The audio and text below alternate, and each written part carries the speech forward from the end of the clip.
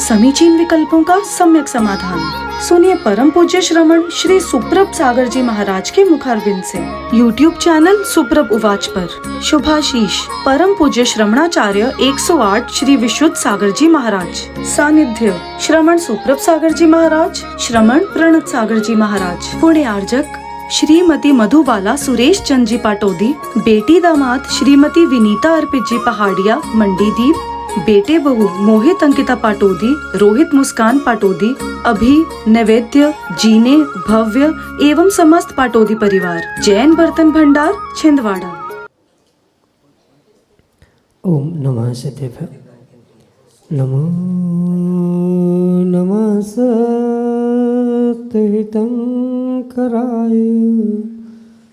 वीराय भव्याम्बुजभास्कराय अनंतलोकाय सुरार्चिताय देवादिदेवाय नमो जिनाय देवादिदेवाय नमो जिनाय। पंच परमेष्टि भगवान के परम पूज्य आचार्य भगवंत गुरुवर विशुद्ध सागर जी मुनि महाराज के परम पूज्य मुनि श्री सुप्रभ सागर जी महाराज की समीचीन विकल्प सम्यक समाधान। क्योंकि संसारी जीवों के मन में प्रतिपल प्रति समय अनेक विकल्प उत्पन्न होते ही रहते हैं और वे जीव उन विकल्पों का सम्यक समाधान भी खोजने का पुरुषार्थ करते हैं, लेकिन पुण्य के अभाव में उनका विकल्प समीचीनता को प्राप्त नहीं हो पाता और उसका सम्यक समाधान भी उन्हें नहीं मिल पाता।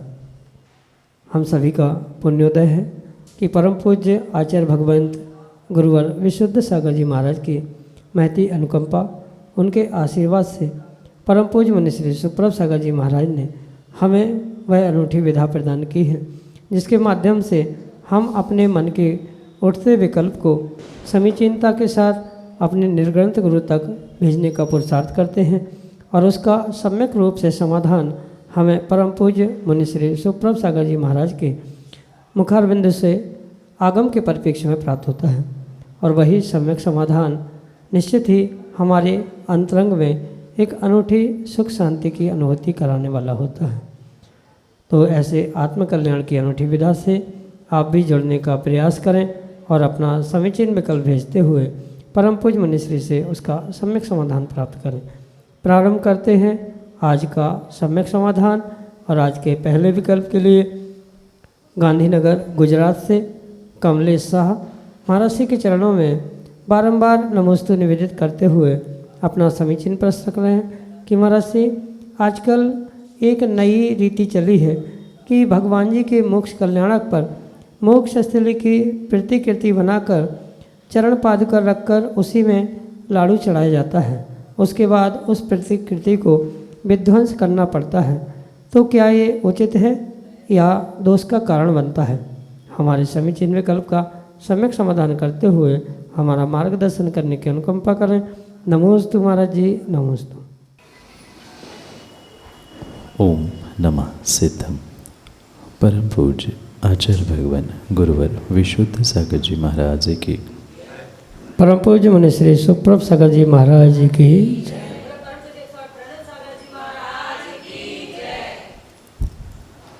जो वर्तमान में देखा से ही कार्य चल रहे हैं, चाहे मोक्ष कल्याण के निमित्त से हो या जन्म आदि कल्याणकों के निमित्त से क्यों न, क्योंकि मात्र और मात्र बिना विवेक के किसी व्यक्ति का, किसी धर्म का, किसी दर्शन का अनुकरण करना ये किसी भी प्रकार से उचित नहीं।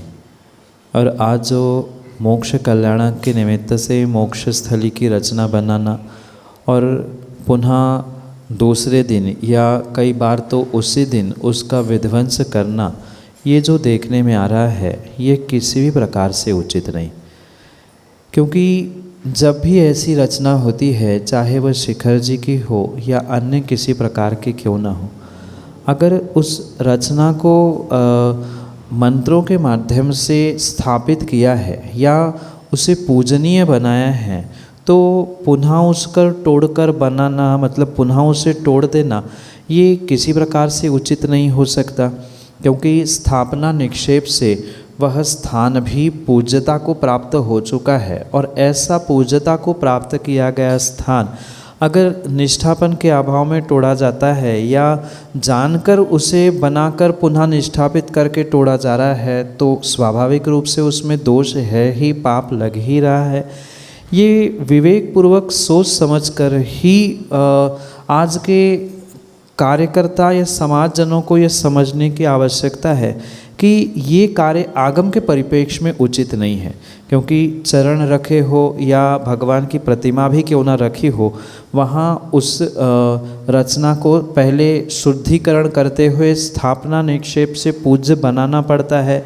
और पुनः जब श्री जी अलग कर लिए या चरण वहाँ से अलग करने के उपरांत पुनः उसको डिसमेंटल करा जा रहा है या विध्वंस किया जा रहा है, तो पहली बात तो उसे पूजनीय बनाने के बाद पुनः निष्ठापन करना, पुनः तोड़ना, ये हमारे आगम की व्यवस्था नहीं है। ये अन्य दर्शनों में देखा से कि जो 10 दिन 9 दिनों की व्यवस्था बनती जा रही है, और उसी भौतिकता की स्पर्धा में हम भी कुछ दिखाने के चक्कर में कि हम भी कुछ है, इसी स्पर्धा में ये कार्य हो रहा है। कायदा तो यही है कि बहुत अच्छी बात है, जहाँ स्थान है, जैसे अभी महावीर भगवान का निर्वाण कल्याणक है, पावापुरी पहुँचो, वही जाकर निर्वाण लाडू समर्पित करें, माना कि वहाँ भीड़ है, नहीं जा पा रहे हैं, तो दूर से ही परोक्षता से ही उसकी कल्पना हम मन में ही करें और वहाँ पहुँचकर हम चढ़ा रहे हैं, ऐसे भावों से यहाँ कर सकते हैं। नहीं तो अभी कुछ दिनों बाद ये भी परंपरा शुरू हो जाएगी, जो अष्टानिका के दिनों में नंदीश्वर द्वीप की रचना करने लग जाएंगे और वही भगवान 52 विराजमान किए और फिर तोड़कर पुनः उसको कार्य में लिया जा रहा है। तो जो प्रतिष्ठित मंदिर हुए करते हैं उनको तोड़ने का क्या फल है, ये भी आगम में लिखा है। विधान आदि के निमित्त से कुछ रचनाएं भी बनाई जाती है, पर ये ध्यान रखना, ऐसा कार्य करने पर जो प्रतिष्ठाचार या विद्वान आदि होते हैं, जो उसकी स्थापना करते हैं, उसे पुनः निकालते हैं, तो उनको उसके लिए भी प्रायश्चित लेना होता है। पर समाजगण ऐसा कोई भी कार्य नहीं करते। जैसे ये प्रश्न भी आपके मन में आ सकता है कि पंचकल्याणक में भी फिर समोषण बनाए जाते हैं, विधान में भी समोषण बनाए जाते हैं, उसे भी फिर डिसमेंटल किया जाता है या निकाला जाता है। तो बनाते समय प्रतिष्ठापित करते हुए और उसका निष्ठापन करते हुए जो पाप का आश्रय वहाँ हुआ है, उसके निमित्त से जो प्रतिष्ठाचार विद्वान आदि होते हैं, जो कार्यकर्ता आदि होते हैं, उनको उसके लिए प्रायश्चित लेना आवश्यक होता है। ऐसे ही यहाँ भी प्रायश्चित लेने की आवश्यकता है, पर जानकर ऐसा करना ये उचित नहीं है। वहाँ तो दिखाना आवश्यक है कि भगवान को केवल ज्ञान होने पर क्या स्थिति होती है, किस प्रकार से समोषण होता है, ये दिखाना वहाँ बहुत आवश्यक अनिवार्य होता है, इसलिए ये करना पड़ता है। पर जहाँ आवश्यकता नहीं है, और आजकल तो आधुनिक ज़माना है और फास्ट ज़माना है, जब चाहे पहुँचो वापस आ सकते, तो ये हमारे हिसाब से तो करना उचित नहीं है। बुद्धिपूर्वक जमाना और पुनः उसे तोड़कर निष्ठापित आदि करना, यही आपके लिए सम्यक समाधान। प्रतिष्ठाचार पंडित अखिलेश शास्त्री, रामगढ़ उत्तर प्रदेश से अगले समीचीन विकल्प करें। नमोस्तु भगवान, नमोस्तु भगवान, नमोस्तु भगवान। जब कोई हमसे कोई प्रश्न करता है और उसका अगर उत्तर हम दें और रेफरेंस में हम प्रथमान योग के ग्रंथ का यदि प्रमाण दे रहे हैं, बता रहे हैं कि अमुक ग्रंथ में इस तरह की विधा बताई गई है, सामने वाला कहे कि प्रथमान योग को मैं नहीं मानता प्रमाण, तो क्या उसके सम्यक तो है? कृपया समाधान करने की कृपा करें। नमोस्तु भगवान। प्रथमम कर्णम चरणम द्रव्यम नमः। प्रथमानियोग, कर्णानियोग, चरणानियोग और द्रव्यानियोग, इनको नमस्कार करते हुए ही हमें उस द्वादशांग को और द्वादशांग के निमित्त से जिनवाणी और सच्चे शास्त्र को श्रद्धान करने योग्य समझने की आवश्यकता है। कहने का तात्पर्य ये है, जो व्यक्ति किसी जिनवाणी के किसी अंग को, किसी वस्तु स्वरूप के कथन को स्वीकार नहीं करता है, तो स्वाभाविक रूप से उसके सम्यक दर्शन पर बहुत बड़ा प्रश्न चिन्ह है। और स्पष्ट ही कह दे तो जैसे भगवती आराधनाकार आचार्य भगवंत अपने ग्रंथ में स्पष्ट उल्लेखित करते हैं कि एक अक्षर भी अगर जिनवाणी का कोई स्वीकार नहीं करता है तो वह मिथ्या दृष्टि ही है, इसमें किसी प्रकार से कोई विकल्प नहीं। फिर जो व्यक्ति पूरे एक अनुयोग को ही नहीं स्वीकार करता, जो कि द्वादशांग जिनवाणी का एक विशेष अंग, विशेष हिस्सा बना हुआ है, उसके सम्यक दर्शन की बात या चर्चा करना ये कतई संभव ही नहीं हो सकता।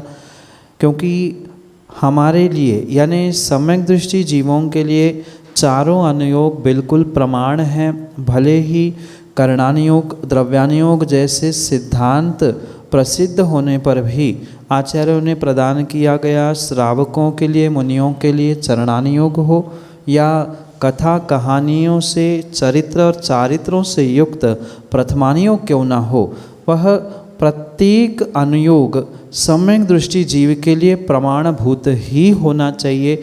अगर कोई उसे स्वीकार नहीं करता है या स्वीकार करने से इनकार करता है तो कहीं न कहीं वह मिथ्यात्व की ओर बढ़ रहा है या घोर मिथ्या दृष्टि ही हो सकता है, जिसकी बदौलत वह ऐसा कार्य करते हुए देखने में आ रहा है।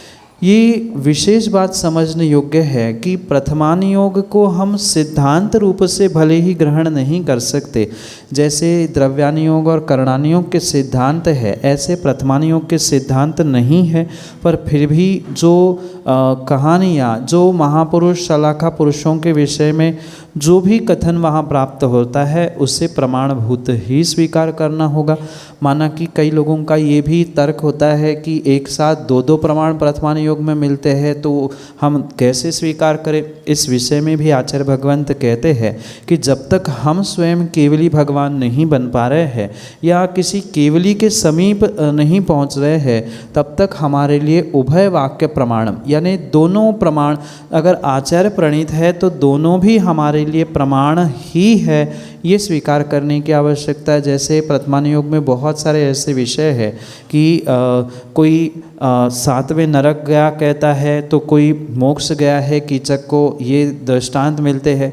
तो इस विषय में भी हम समझें, और मात्र इतने ही नहीं सभी विषयों में यही समझना होगा कि जब तक हमें केवल ज्ञान नहीं हो रहा है या हम किसी केवली के पास प्रत्यक्ष प्रमाणों को प्राप्त करने के लिए नहीं पहुंच रहे हैं, दोनों दिगंबर आचार होने के कारण से हमें दोनों की बात स्वीकार करनी ही होगी अगर अपने सम्यक दर्शन को यथावत रखना है तो। इसलिए ये ध्यान रखें, कोई माने अथवा ना माने वो उसका व्यक्तिगत विषय है। चारों अनुयोग जिनवाणी के ही अंग है, उसका ही पार्ट है, इसलिए चारों अनुयोगों को प्रमाण मानने की आवश्यकता है। जो नहीं मानता वह अपने आप को अपने उस सम्यक से दूर होने का परिचय देने के लिए उसका इतना कहना और नहीं मानना ही पर्याप्त है। यही आपके लिए सम्यक समझ। डालीगंज लखनऊ उत्तर प्रदेश से बाई जी अगले समीचीन विकल्प करें। नमोस्तु गुरुदेव, नमोस्तु गुरुदेव, नमोस्तु गुरुदेव। आजकल तो इतना देर से भगवान का निर्वाण लाडू चढ़ाते हैं, तो पहले हम लोग इतने जल्दी चढ़ाते थे, तो कौन से टाइम पे भगवान का निर्वाण लाडू चढ़ाना चाहिए? बहुत सी महिलाएं पूछते हैं, हम लोग के पहले तो बहुत जल्दी आते थे चढ़ाते थे, तो उस टाइम पे भगवान का अभिषेक भी जल्दी कर लेते थे, फिर ये करना चाहिए नहीं करना चाहिए, किस टाइम पे चढ़ाना चाहिए? नमोस्तु गुरुदेव मेरे से। माँ, भगवान का निर्वाण लाडू उस भगवान के निर्वाण कल्याणक या मोक्ष कल्याणक के निमित्त से चढ़ाया जाता, और कायदा भी जो आगम प्रमाणों से हमें प्राप्त होता है वह इसी प्रकार है कि जैसे भगवान को जिस समय पर उस निर्वाण कल्याणक की या केवल ज्ञान कल्याणक की प्राप्ति होती है, लगभग उसी समय पर निर्वाण लाडू या दीपोत्सव आदि कार्य करने की आवश्यकता है। पर वर्तमान में जो प्रमादी व्यक्ति है या ऐसा कह दो कि जिनको भौतिकता की चकाचौंध दिखाने के चक्कर में, या और कठोर शब्दों में कह दो कि मात्र पैसे एकत्रित करने के लिए बोली अच्छी जाएगी, ये भावना से जो समय में परिवर्तन करते हुए दिन में 12 और 2-2, 4-4 बजे तक जो निर्वाण लाडू चढ़ाने की परंपरा है, ये किसी प्रकार से उचित नहीं। मात्र भगवान महावीर स्वामी के ही निर्वाण लाडू के विषय में नहीं, अपितु लगभग सभी तीर्थंकर भगवंतों के निर्वाण के विषय में उनके निर्वाण कल्याणक के समय को समझने की आवश्यकता है। और जहाँ तक हमने पढ़ा है, सभी तीर्थंकर भगवंतों का निर्वाण कल्याणक प्रातः के ही समय में हुआ है। मतलब जैसे ही सूर्योदय होता है उसी समय पर उनका निर्वाण होता है, ये आगम प्रमाण से सिद्ध है। और जैसे पहले अपने बुजुर्ग लोग सुबह होते ही भगवान का निर्वाण कल्याणक मनाते थे, कायदा तो यही है, जब पौ फूटती है मतलब सूर्योदय होता है उसी समय पर भगवान का निर्वाण कल्याणक निर्वाण लाडू चढ़ाते हुए ही मनाना चाहिए। अन्य कोई एडजस्टमेंट, अन्य कोई समय की व्यवस्था आगम ग्रंथों में कहीं ही नहीं है। अगर दीपावली का ही हम निमित्त समझे तो प्रातः सूर्योदय होते होते ही वहाँ भगवान सूर्योदय होने के लिए रुके नहीं थे, पर ऐसा नियोग हुआ करता है कि सूर्योदय के साथ भगवान का निर्वाण कल्याणक हो जाता है। तो उसी समय पर यानी सूर्योदय होते होते ही जैसे ही उजाला हो जाता है तभी निर्वाण लाडू मंदिरों में चढ़ाने की आवश्यकता है। और दीपोत्सव के भी विषय में जैसे शाम के समय में भगवान गौतम स्वामी को केवल ज्ञान की प्राप्ति हुई, तो उसी समय ही दीपोत्सव मनाना चाहिए उस केवल ज्ञान के प्राप्ति के निमित्त से। कभी किसी प्रकार से टाइम की एडजस्टमेंट, कॉम्प्रोमाइज़ स्वीकार किया ही नहीं जाता। जैसे कि मैं अभी कह रहा था कि अनेक स्थानों में देखने के लिए आता है कि 12-12 और 2-2, 4-4 बजे शाम तक वह निर्वाण लाडू चढ़ाने की व्यवस्थाएं बनती है। ये आगम के अनुकूल क्रियाएं बिल्कुल भी नहीं है। जब जैसा मुहूर्त कल्याणक का होता है तब तक ही करना चाहिए। आजकल बहुत सारे विद्वानों ने भी ये व्यवस्था बनाई है कि नहीं, वो तो अमावस्या का दिन है तो आगे पीछे भी चढ़ना चाहिए या चढ़ सकता है, मुहूर्त देखकर चढ़ा जाता है, चौघड़िया आदि आदि देखकर। पर ये ध्यान रखें, भगवान ने जब इन कल्याणकों को प्राप्त किया था तो कभी भी उन्होंने मुहूर्त नहीं देखा था, चौघड़िया नहीं देखी थी कि कौन सा शुभ और कौन सा अशुभ। उनका निर्वाण और उनका केवल ज्ञान आदि उन कल्याणकों को प्राप्त करना यही अपने आप में एक बहुत बड़ा मुहूर्त है। इसलिए अगर कल्याणकों के दिनों में लाडू चढ़ाया जा रहा है तो जिस समय पर उनका केवल ज्ञान कल्याणक हो या निर्वाण कल्याणक हो, उसी समय पर उन्हीं कार्यों को करने की आवश्यकता है। जैसे अभी भगवान महावीर स्वामी का निर्वाण महोत्सव हम मनाएंगे तो उस समय पर भी जो उसका समय निर्धारित है, मतलब सूर्योदय होते समय ही कायदे से निर्वाण लाडू समर्पित होना चाहिए। कहाँ कौन क्या कर रहा है यह उनका व्यक्तिगत विषय है, क्योंकि अपनी अपनी व्यवस्था, कमेटियाँ और संयोजना से लेकर भिन्न भिन्न प्रकार का पुरुषार्थ करते हुए वर्तमान में देखने में आ रहे हैं। पर ये पक्का मानना, कोई भी पूछने भी क्यों ना जाए उससे यही कहना कि सही बात तो जो पूर्वज हमारे करते थे उसी अनुसार, मतलब सूर्योदय के समय पर ही निर्वाण लाडू समर्पित करना चाहिए। पर आज इतने जल्दी कोई उठना नहीं चाहता है या और भी बहुत सारी व्यवस्थाएं उनके साथ होने के कारण से ये व्यवस्थाएं बिगड़ती जा रही है। पर जो व्यवस्था पहले से चलती आ रही थी यही आगम अनुकूल क्रिया है। अन्य 4-4 बजे तक, 2-2 बजे तक चढ़ाने वाले निर्वाण लाडू का कोई अर्थ, कोई मायने आगम के परिप्रेक्ष्य में हो ही नहीं सकते। यही आपके लिए सम्यक समझ। अशोक जैन छावड़ा, त्रिवेणी नगर, लखनऊ, उत्तर प्रदेश से अगले समीचीन। नमोस्तु महाराज जी। महाराज जी, मेरा प्रश्न ये है कि मृत्यु और मोक्ष में क्या अंतर है? कृपया जिज्ञासा का समाधान करें। मृत्यु भी एक प्रकार का मोक्ष है और मोक्ष भी एक प्रकार की मृत्यु। पर अगर गौर से इन दोनों में अंतर करें तो जो विशेष प्रकार की मृत्यु है, यानी जिसे आगम की भाषा में अगर हम समझें तो पंडित मरण जिसे कहा जाता है, वह मोक्ष है या तीर्थंकरों की अपेक्षा से उसे मोक्ष कल्याण के रूप में भी स्वीकार किया जाता। पर मोक्ष नाम की कोई वस्तु स्थान नहीं है, अपितु मोक्ष नाम की क्रिया है जो छुड़ाने के अर्थ में है, छूटने के अर्थ में है। जब जीव संसार से पूर्ण रूप से छूट जाता है उसे सामान्य रूप से मोक्ष कहा जाता है। पर अगर मृत्यु को भी किसी अपेक्षा से उस पर्याय को छोड़ने की अपेक्षा से स्वीकार कर दिया जाए तो तात्कालिक मोक्ष उसे स्वीकार किया जा सकता है। पर आगम के परिपेक्ष में इन दोनों में हमें विशेष करते हुए अंतर करने की आवश्यकता है। मृत्यु सामान्य मनुष्यों की, सामान्य इंसानों की और सामान्य जीवों की हुआ करती है, गति उनकी कोई भी क्यों ना हो। पर उस मृत्यु की जो विशेष अवस्था है या विशेष प्रकार से जो मृत्यु को प्राप्त करता है, जैसे कि मैंने अभी कहा आगम के परिपेक्ष में पंडित मरण, जो अरिहंत अवस्था के बाद कुछ समय बाद बचे हुए 4 कर्मों का नाश करते हुए पूर्ण रूप से कर्मों का नाश के साथ साथ इस संसार को भी छोड़कर जाते हैं, उसको ही आगम के परिपेक्ष में सच्चा मोक्ष कहा जाता है। क्योंकि मोक्ष की परिभाषा अनेक दर्शनों में, अनेक धर्मों में भिन्न भिन्न प्रकार से स्वीकार की जाती है। तो इस मोक्ष को सामान्य मृत्यु के साथ जोड़ने से, मतलब अन्य दर्शनों के मोक्ष को सामान्य मृत्यु के साथ जोड़ने में कोई ऐतराज़ नहीं है, कोई विकल्प नहीं है। पर अगर जैन धर्म की अपेक्षा से मोक्ष समझे तो वह मृत्यु का ही एक विशेष प्रकार स्वीकार किया जा सकता है। जैसे मिथ्या दृष्टि का बाल मरण होता है, मुनिराजों का पंडित मरण होता है, और जो अरिहंत भगवान हैं उनके भी आयु का समय पूर्ण हो गया और आयु समाप्त होना उसे ही मृत्यु कहा।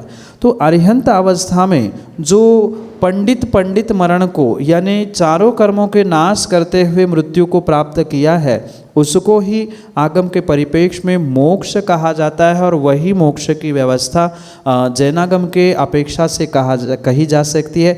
इसलिए मृत्यु और मोक्ष में बहुत अंतर है। सामान्य जीवों की मृत्यु होती है और जो विशेष तपस्वी अरिहंत आदि होते हैं उनकी मृत्यु को ही आगम में मोक्ष कहा जाता है, संसार से, कर्मों से छूटने की अपेक्षा से।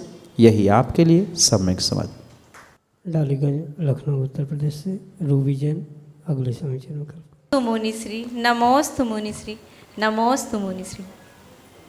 मेरा प्रश्न ये है कि व्रत के पूर्ण हो जाने पर उद्यापन किस प्रकार का करना चाहिए? माँ, प्रत्येक व्रत के पूर्ण हो जाने पर उसका उद्यापन करना आवश्यक ही नहीं अपितु अनिवार्य है। पर कौन से व्रत का कैसा उद्यापन है ये सामान्य रूप से इसलिए नहीं कहा जा सकता क्योंकि उस व्रत की जैसे विधि है, मतलब व्रत करने की विधि है, कोई पंचमी से पंचमी को ही होते हैं, कोई अष्टमी चतुर्दशी को होते हैं, तो कोई तिथि विशेष के क्रम से होते हैं। तो जैसे व्रत करने की विधि होती है वैसे ही उन व्रत के उद्यापन की भी विधि आगम में आचार्य भगवंतों ने और बहुत सारे विद्वानों ने उपस्थापित करने का प्रयास किया है, समझाने का प्रयास किया है। इसलिए ये बात विशेष ध्यान देने योग्य है कि आपने कौन सा व्रत किया है, उस व्रत की जो कथा उस व्रत के दिनों में आप पढ़ते हैं उन्हीं कथाओं में उसके उद्यापन का भी विषय लिखा है। माना कि उन कथाओं में उद्यापन कैसे करना है नहीं लिखा है। तो आगम के प्रमाण से ऐसे बहुत सारे ग्रंथ हैं जहाँ उन व्रत और व्रतों के उद्यापन के विषय में व्याख्यान मिलता है। तो उन व्रतों की विधि के साथ साथ उनके उद्यापन की भी विधि समझते हुए ही ये विशेष कार्य किया जाता है। मतलब जो किसी 7 उपवास का या 5 उपवास का व्रत है छोटा सा, तो उसमें ऐसा विधि में पढ़ने में आता है कि 5 उपवास का जो व्रत आपने पूर्ण किया है तो 5 जिनवाणी मंदिर में भेंट करना, 5 स्थानों पर 5 क्षेत्रों पर छत्र चमर आदि विराजमान करना, ऐसे अनेक प्रकार से उन व्रतों के उद्यापन की विधि है। सामान्य रूप से अगर ये विधि प्राप्त नहीं हो पा रही है तो निर्ग्रंथ मुनिराज को पड़गान करके आहार देना, अपने शक्ति के अनुसार मंदिर में कुछ कार्य करना, साथ में जो व्रत कर रहे हैं उस व्रत का बृहत स्तर पे मतलब जैसी शक्ति है शक्ति के अनुसार विधान करना। अगर भक्तांबर का व्रत किया है तो भक्तांबर का विधान करना, श्रावकों के उन उचित जो देने योग्य है उनको देना, जो 4 प्रकार का संघ कहा जाता है मुनि आरिका श्रावक श्राविका उनको यथायोग्य दान करना, मंदिर क्षेत्र जहाँ जो जैसा हमारे लिए शक्ति के अनुसार उपलब्ध हो रहा है उनके लिए उन स्थानों पर दान आदि करने से भी उसका उद्यापन होता है। पर पुनः ये बात ध्यान रखें कि जैसे व्रत की विधि है ऐसे उद्यापन की विधि होने से उस विधि से ही करने से सर्वश्रेष्ठ पुण्य और सर्वश्रेष्ठ उद्यापन कहा जा सकता है। यही आपके लिए सम्यक समाधान। समीचीन विकल्पों का सम्यक समाधान सुनिए परम पूज्य श्रमण श्री सुप्रभ सागर जी महाराज के मुखारविंद से। YouTube चैनल सुप्रभ उवाच पर शुभाशीष परम पूज्य श्रमणाचार्य 108 श्री विशुद्ध सागर जी महाराज। सानिध्य श्रमण सुप्रभ सागर जी महाराज, श्रमण प्रणत सागर जी महाराज। पुण्य आर्जक श्रीमती मधुबाला सुरेश चंद जी पाटोदी, बेटी दामाद श्रीमती विनीता अर्पित जी पहाड़िया मंडीदीप, बेटे बहू मोहित अंकिता पाटोदी, रोहित मुस्कान पाटोदी, अभी नैवेद्य जीने भव्य एवं समस्त पाटोदी परिवार। जैन बर्तन भंडार छिंदवाड़ा।